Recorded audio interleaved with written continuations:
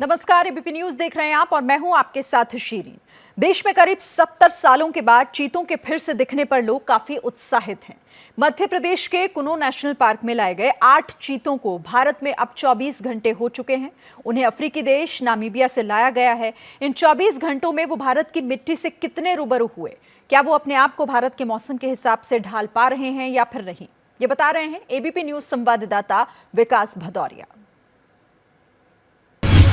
चीते 75 साल करीब उसके बाद हमारी देश की धरती पर लौट आए हैं। दूर अफ्रीका से आए हैं, लंबी सफर करके आए हैं, हमारे बहुत बड़े मेहमान आए हैं।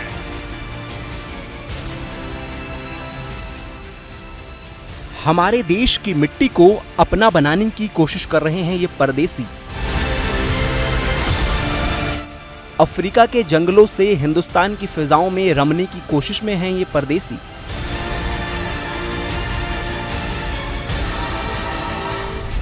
अफ्रीकी देश नामीबिया से लाए गए इन 8 चीतों को मध्य प्रदेश के कूनो नेशनल पार्क में 24 घंटे से ज्यादा हो चुके हैं। इन 24 घंटों में चीतों की सेहत से लेकर उनकी हर हरकत पर वन विभाग की पैनी नजर है।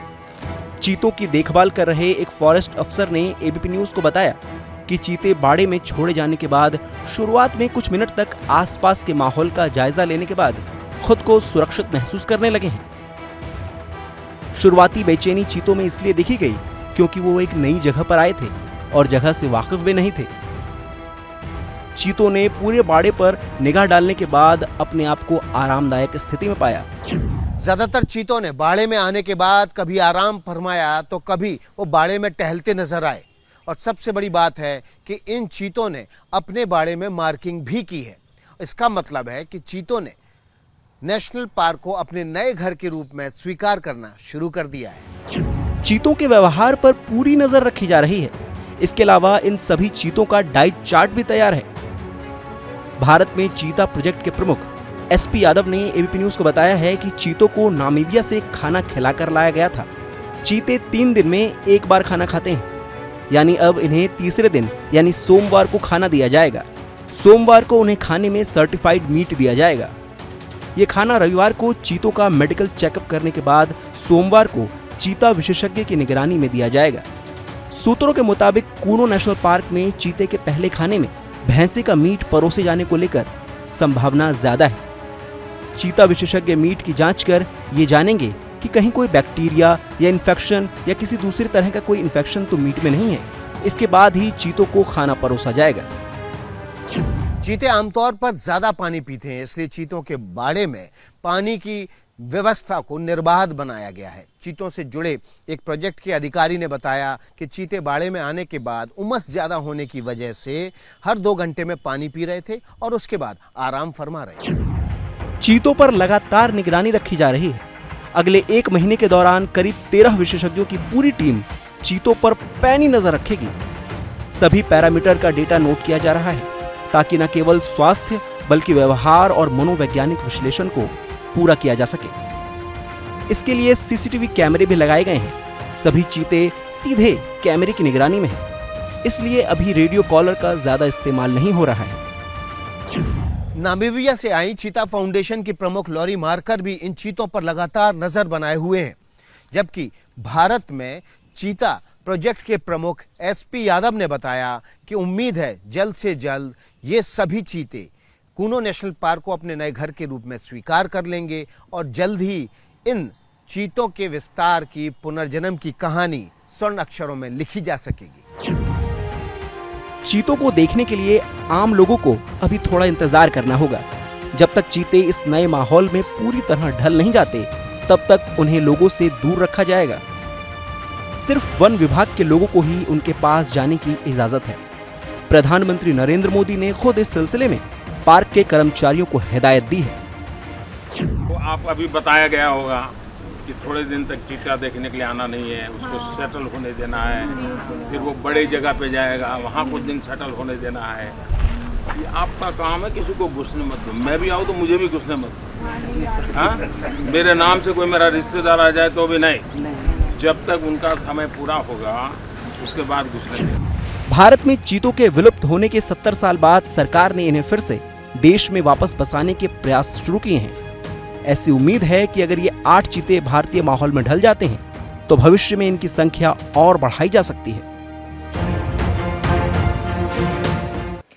क्या यूपी में मदरसों के सर्वे पर मुसलमान दो फाड़ हो गए हैं? ये सवाल इसीलिए खड़ा हो जाता है क्योंकि आज दारुल उलूम देवबंद ने इस सर्वे को समर्थन दिया है, जबकि ओवैसी समेत कई नेताओं ने इस सर्वे को लेकर शक जाहिर किया था। मुस्लिम समुदाय की तरफ से अलग अलग आवाजें आ रही हैं, जिसके बाद ये सवाल उठ रहा है कि क्या ये संग्राम खत्म हो गया है या फिर ये किसी नए संग्राम की तैयारी है। आप सर्वे क्यों करना चाह रहे हैं? आपको इससे लेना देना क्या है? क्या आप उनकी तनख्वाह दे रहे हैं? ये वो लोग हैं मजहबी लोग जो देश में शरिया कानून लादना चाहते हैं। ये वो लोग हैं जो देश में नफरत फैलाना चाहते हैं। जमीयत के जब बड़े जिम्मेदार मदरसों का सर्वे करा रहे हैं, आप मदरसों के सर्वे के खिलाफ मीटिंग कर रहे हैं और अपना सर्वे करा रहे हैं। सर्वे करना उनका हक है। अगर कोई सर्वे के लिए आता है उसके साथ मुकम्मल ताउन करना चाहिए, मदद करनी चाहिए।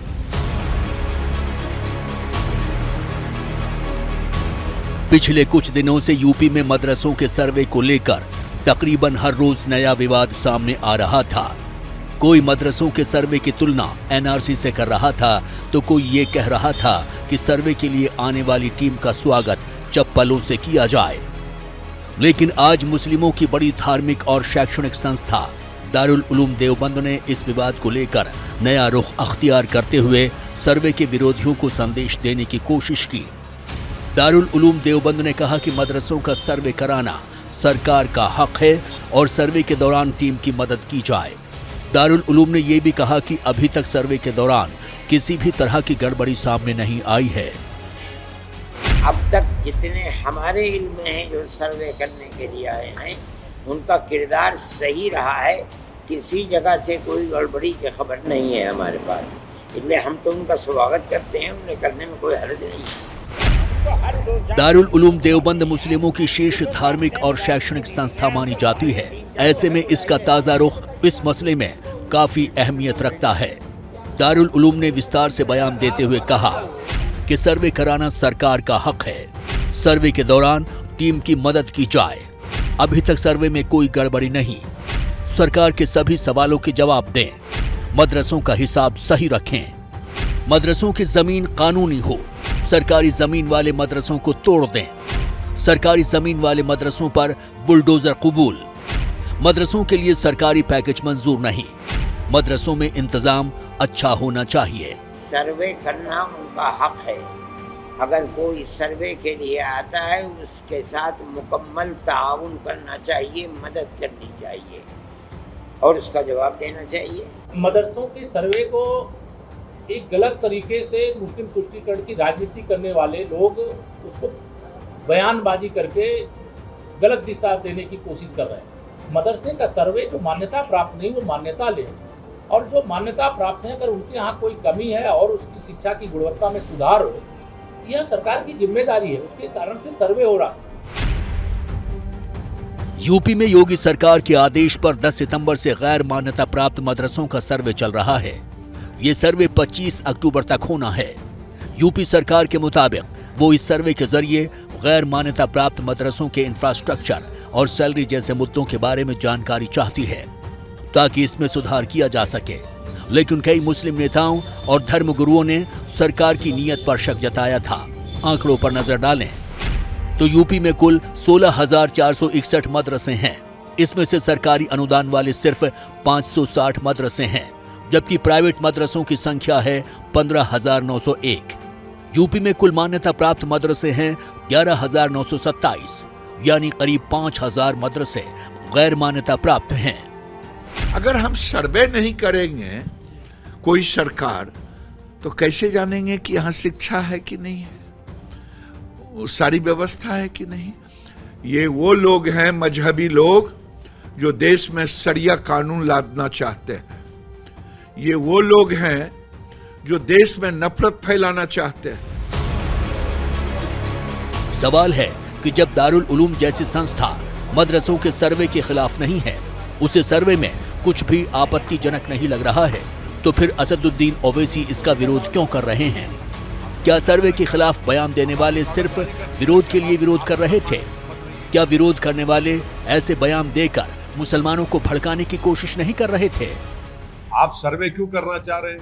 आपको इससे लेना देना क्या है? क्या आप उनकी तनख्वाह दे रहे हैं? जो मदरसा बोर्ड के तहत मदरसे हैं, उनकी तनख्वाह तो आप दे नहीं रहे हैं पिछले 4 साल से।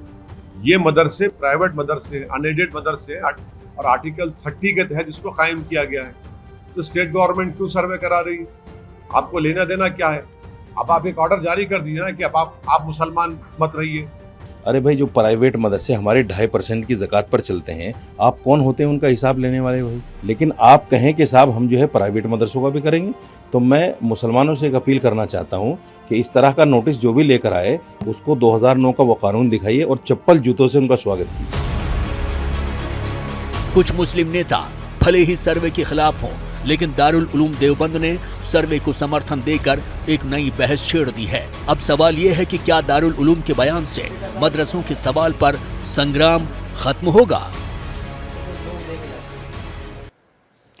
नीतीश कुमार क्या 2024 में नरेंद्र मोदी को उन्हीं के स्टाइल में चुनौती देने की फिराक में है? जिस तरह गुजरात के नरेंद्र मोदी ने प्रधानमंत्री पद के लिए वाराणसी को अपना निर्वाचन क्षेत्र चुना था, क्या बिहार के नीतीश कुमार उसी तरह से उत्तर प्रदेश के फूलपुर से चुनाव लड़ सकते हैं? हमारे संवाददाता नीरज पांडे ने जमीनी हकीकत क्या है इसका जायजा लिया, सीधे फूलपुर पहुंचकर।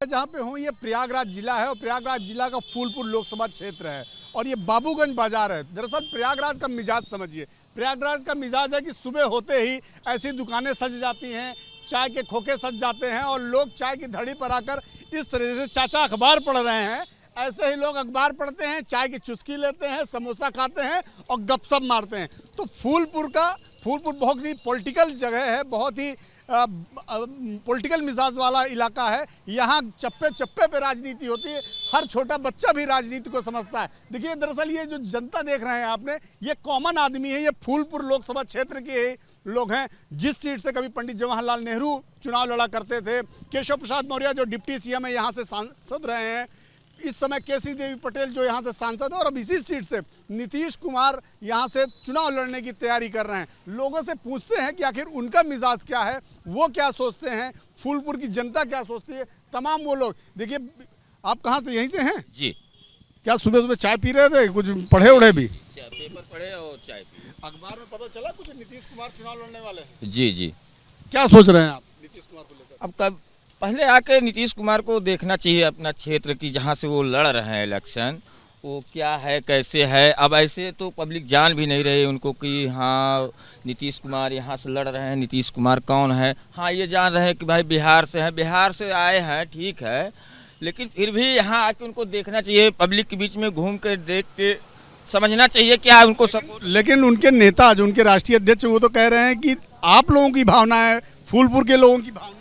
नहीं, हम लोगों की भावना है, ठीक है, लेकिन वो उनको आना चाहिए ना। अच्छा, आप भी यहीं के हैं? हाँ, यहीं के रहने वाले हैं। अरे, तो फूलपुर से पता चला कि नीतीश कुमार भी चुनाव लड़ने वाले हैं। चुनाव में उनकी नैया पार होगी यहाँ की फिर से एक बार कमल खिलेगा?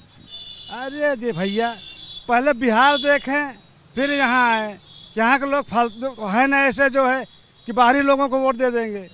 बगल में नरेंद्र मोदी जी बनारस से प्रधानमंत्री हैं। नहीं, बनारस उनकी बात निराली है जी, प्रधानमंत्री जी की बात नहीं। आप नरेंद्र मोदी की तुलना और नीतीश कुमार से कर रहे हैं, वो बिहार में तो कुछ कर नहीं पा रहे हैं, यहाँ के क्या करेंगे। और आ भी जाएंगे, मान लीजिए किसी तरह आ भी गए और लोगों ने उनको जिता भी दिया, तो क्या पता जो है कि वो 5 साल में दर्शन होगा कि नहीं होगा, आएंगे कि नहीं आएंगे। जो यहाँ के लोकल जीतते हैं वो तो आते नहीं हैं।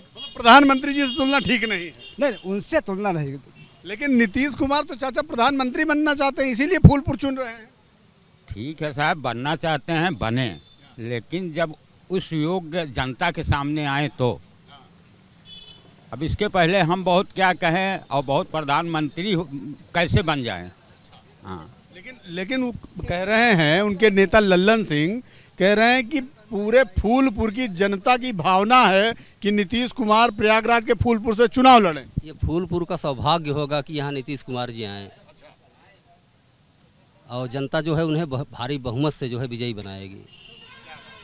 तो आप उनके समर्थन में हैं? बिल्कुल हैं सर। क्या नाम है आपका? श्यामलाल पटेल। आप कहाँ से हैं सर? यहीं से प्रॉपर हैं। प्रॉपर यहीं के हैं। पता चला है नीतीश कुमार जी चुनाव लड़ने वाले हैं आपके फूलपुर से। आइए जी, आए हैं, उनका पूरा फुल स्वागत है हम लोगों की तरफ से। बड़े नेता हैं। भैया आपका नाम क्या है? संदीप कुमार गुप्ता। संदीप गुप्ता जी, नीतीश जी चुनाव लड़ना चाहते हैं फूलपुर से। अच्छा है भाई, लड़ेंगे तो जीतेंगे, अच्छी बात है। कोई बड़ा नेता कम से कम बहुत दिनों बाद यहाँ से लड़ रहे हैं चुनाव। मतलब भावना है कि लड़े? बिल्कुल लड़े। चलिए लड़े तो लड़े, लेकिन योगी जी यहाँ के मुख्यमंत्री हैं, नीतीश जी बिहार के मुख्यमंत्री हैं और बिहार के मुख्यमंत्री फूलपुर से चुनाव लड़ना चाहते हैं। तो लड़े, क्या दिक्कत है? लड़ने में कोई दिक्कत नहीं है जी। वो जनता के ऊपर है कि उनको जिताएगी कि हराएगी। भाई अगर कोई लड़ना चाहता तो हमारा थोड़े कर देंगे, आप मत लड़िए। लोकल हैं, सुना है नीतीश कुमार जी चुनाव लड़ने जा रहे हैं, पता चला कि नहीं? हाँ। कैसे पता चला? नहीं, वहाँ से कैसे पता चला? बिहार से उन्होंने गठबंधन में सरकार बना ली है। अब यहाँ पे लड़े, अगर जनता चाहेगी तो जीतेंगे। आप यहीं के हो भैया? क्या नाम है? राहुल।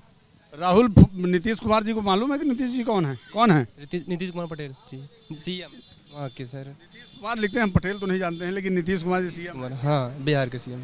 चुनाव लड़ना चाह रहे हैं आप वोटर हो कि नहीं? जी। वोट डाले हो? हाँ। तो नीतीश जी अब यहाँ से लोकसभा चुनाव लड़ना चाह रहे हैं, क्या कहोगे? आइए, फुल सपोर्ट है। दिनेश जी, यहाँ से नीतीश जी चुनाव लड़ने जा रहे हैं, मालूम हुआ कि नहीं? नहीं, हमें तो नहीं मालूम हुआ।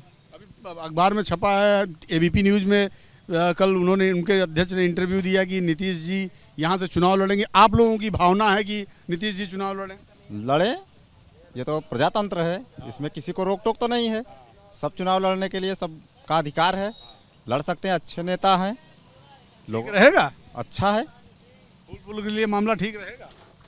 देखिए, हमारे अकेले से ठीक नहीं रहेगा, वो उनके कर्तव्यों के ऊपर डिपेंड करता है।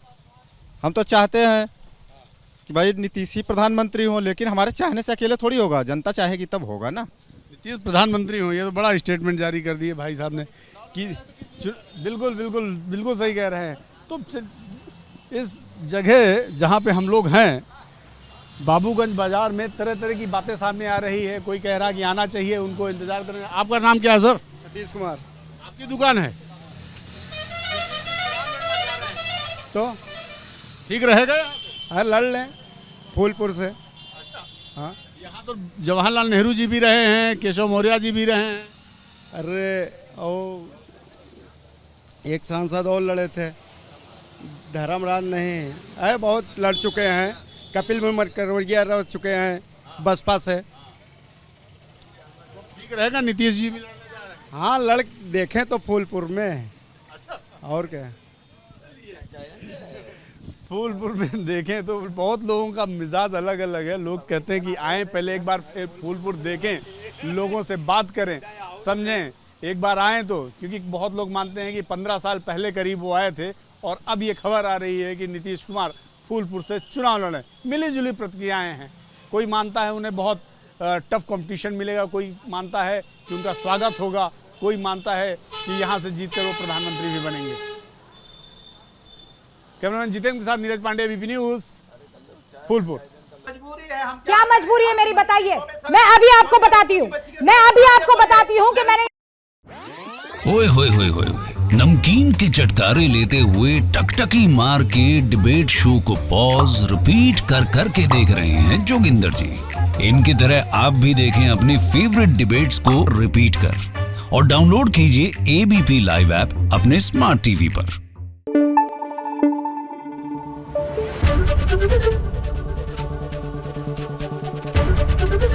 एबीपी न्यूज़ आपको रखे आगे।